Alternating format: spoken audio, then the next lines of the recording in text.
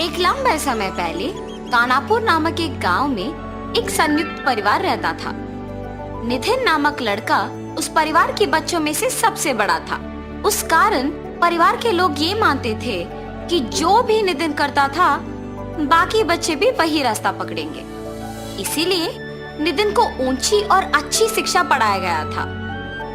नौकरी की उम्र में आए नितिन नौकरी की प्रयत्न करते हुए बाकी समय में अपने दोस्तों के साथ समय बिताता था। नितिन और उसके दोस्त बचपन से साथ रहने के कारण एक दूसरे से बहुत करीब थे। जब भी नितिन को समय मिलता था, अकेले रहते हुए उसके दोस्त राकेश के घर जाके सभी साथ में समय बिताते थे। इतना ही नहीं, नितिन को खाना पकाना बहुत अच्छा लगता था और नितिन के दोस्तों को उसके हाथ का खाना बहुत ही अच्छा लगता था। सभी मांसाहारी होने के कारण हर बार नितिन कोई नया प्रकार का चिकन बिरयानी बनाता था। नितिन का विशेषता ये था कि वो पकवान खुद की विधि से बनाने के बावजूद भी बहुत स्वादिष्ट रहता था। अरे नितिन, अगर तुम प्रयत्न करोगे ना तो पक्का बावर्ची बन जाओगे यार। मुझे भी प्रयत्न करने का मन है यार,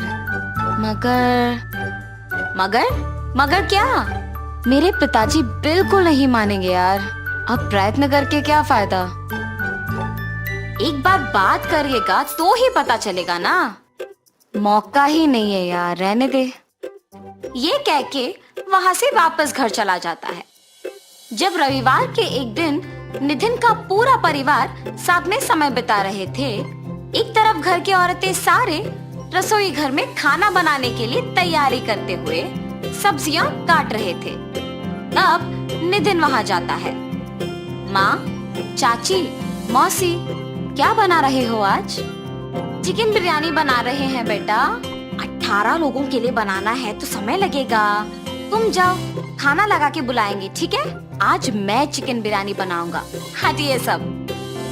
क्या तुम बनाओगे? हाँ, 5 प्रकार के चिकन बिरयानी, ठीक 18 लोगों के लिए काफी।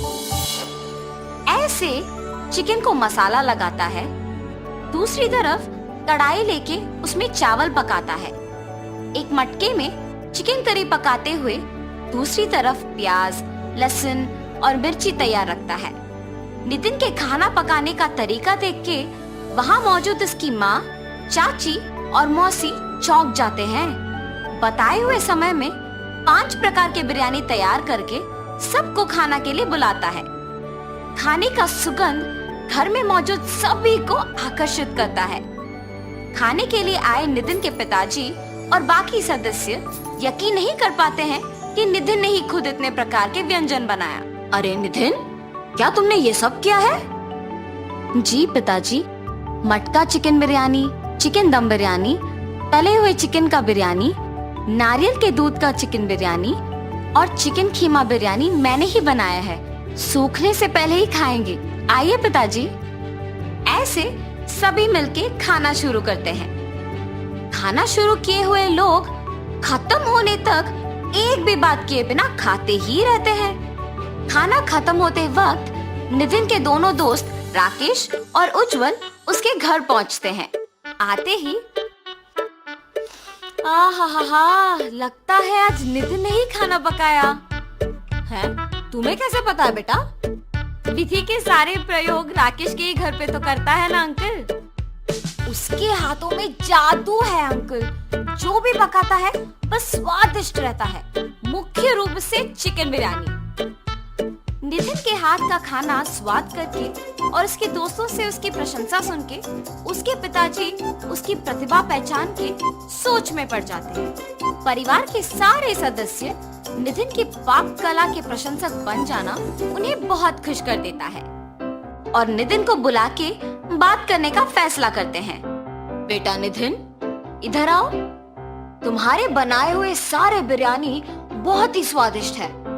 खुद की विधि से बना के भी इतना अच्छा बना पाए हो। मुझे तो पता ही नहीं था कि तुम इतना अच्छा खाना पका सकते हो। अगर मुझे पहले पता होता कि तुम में इतना प्रतिभा है तो मैं तुम्हें बावर्ची बनाने के लिए प्रोत्साहित करता बेटा। पिताजी, सच्ची?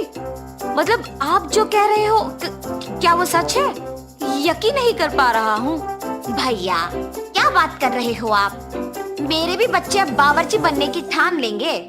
अरे जीजा जी, बच्चों का भविष्य अच्छा हो इसीलिए तो नितिन को इतनी ऊंची शिक्षा पढ़ाई है। अब आप कह रहे हो कि उसे बिल्कुल असंबंधित काम करो। हमें कुछ समझ नहीं आ रहा। घर के सारे लोग के ना मानने पर नितिन के पिताजी भी कुछ नहीं कह पाते हैं। नितिन को उम्मीद देकर तुरंत उसे निराश कर देते हैं। नितिन बेचारा कुछ नहीं कह पाता है और गम में अपने दोस्तों के साथ बाहर चला जाता है। तब नितिन के दोस्त, अरे नितिन, मेरे पास एक उपाय है। क्या है वो? अगर हम चुपके से एक बिरयानी का टेक अवे शुरू करें तो? वाह रे वाह, ये तो बहुत अच्छा सोच है। वैसे कहाँ लगाएंगे उज्जवल? कहाँ पकाऊंगा और कहाँ बेचूंगा? पकाना मेरे घर में करो, तुम्हें आदत भी तो है। और बिरयानी का टेक अवे हम उज्जवल के लस्सी के दुकान में ही लगाएंगे। खाना पकाने के लिए और बेचने के लिए क्या इससे अच्छा स्थान मिलेगा तुमको? हाँ, मगर निवेश, व्यापार का प्रक्रिया, ऐसे बहुत काम है।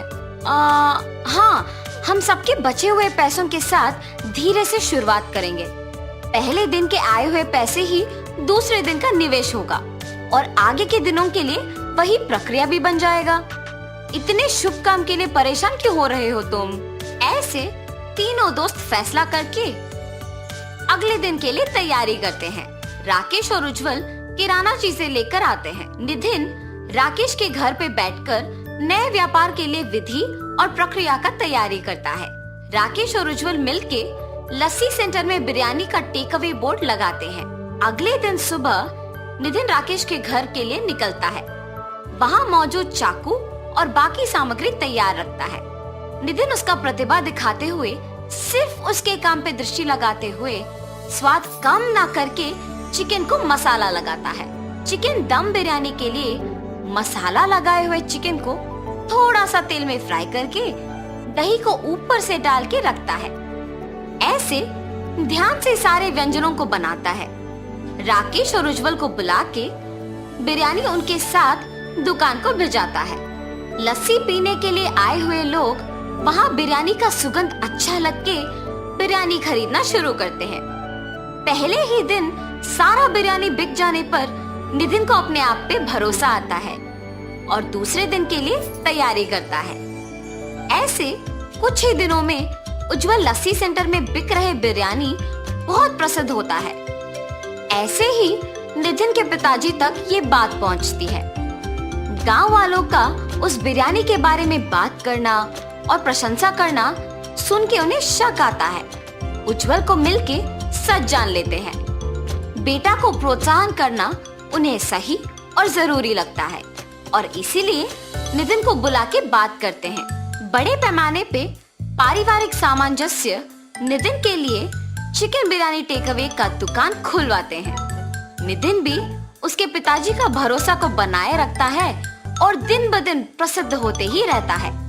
इतना ही नहीं, नितिन के परिवार के बाकी सदस्य उनके बच्चों के मामले में चिंता छोड़ के उन्हें खुद उनकी भविष्य का निश्चय करने छोड़ देते हैं।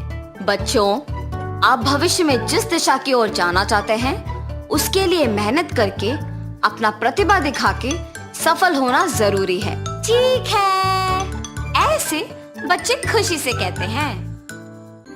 एक लंबे समय पहले एक गांव में जगन और सरस्वती नामक पति पत्नी रहते थे।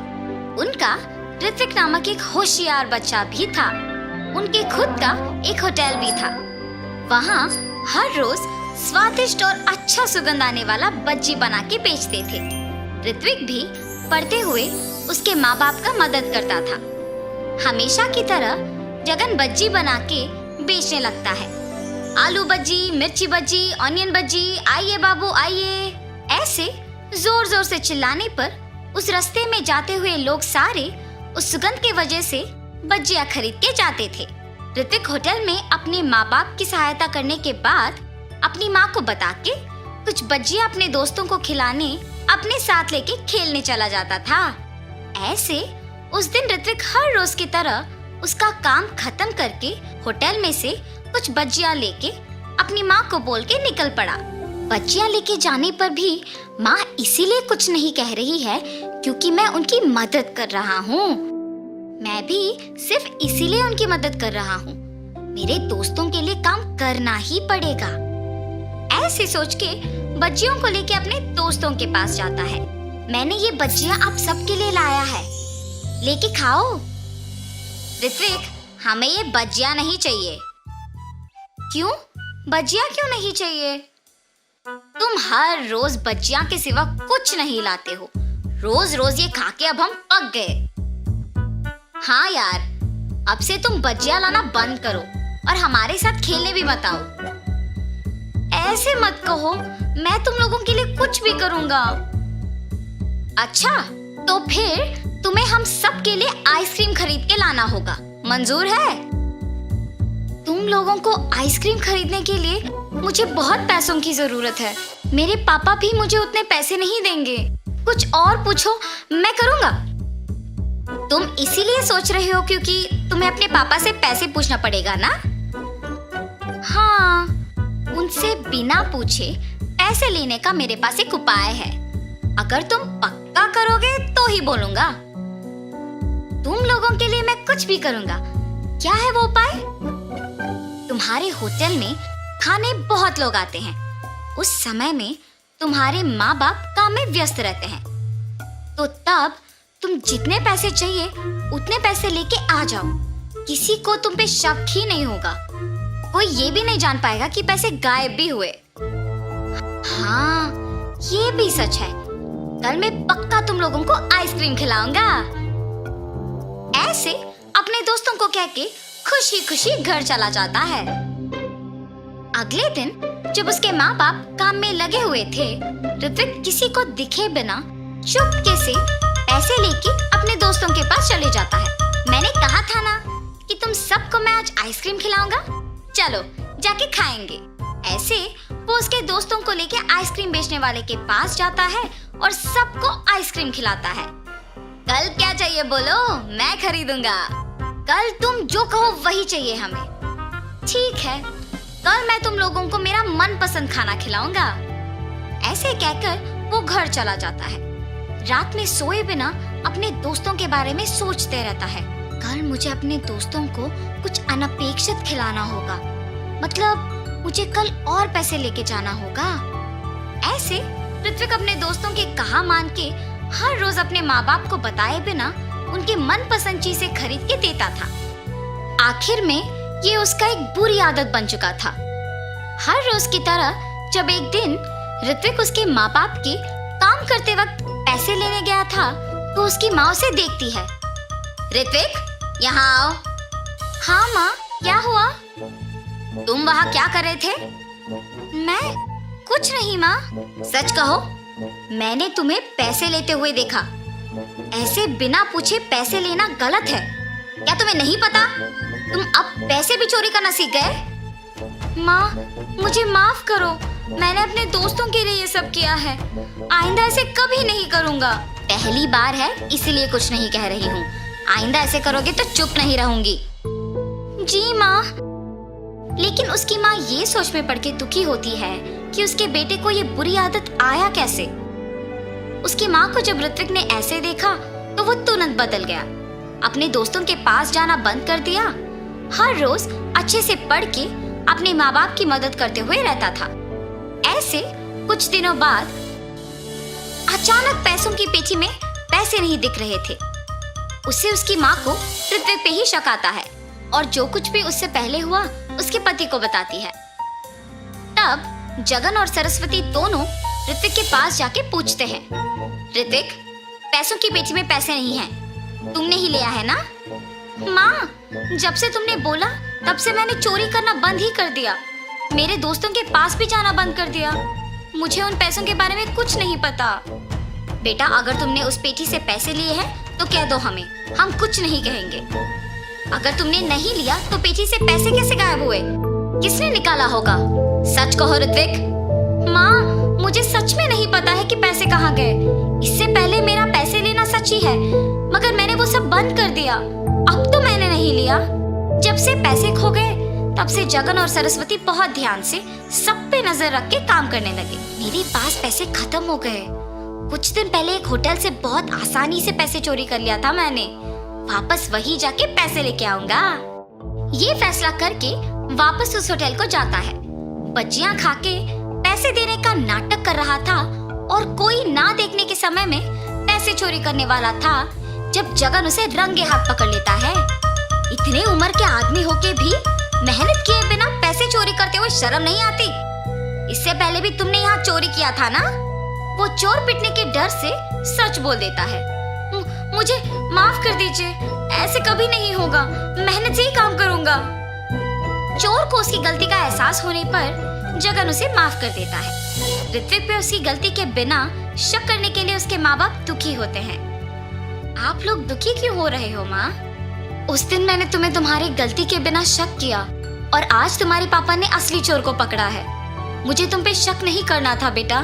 मुझ पर शक करने की वजह तो भी मैं ही हूँ ना माँ। अगर मैं वो नहीं करता तो आपको मुझ पे शक नहीं होता। आपने मुझे मेरी गलती समझाया, इसलिए मैंने वो करना छोड़ दिया, वरना मैं शायद बड़े होके भी यही करता। आइंदा ऐसे कभी नहीं होगा माँ। तब से जगन होटल में सावधान रह के काम करने लगा।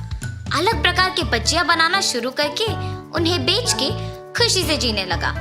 उनका व्यापार भी अच्छा चलने पर सभी खुश थे। तो इस कहानी का नैतिक क्या है?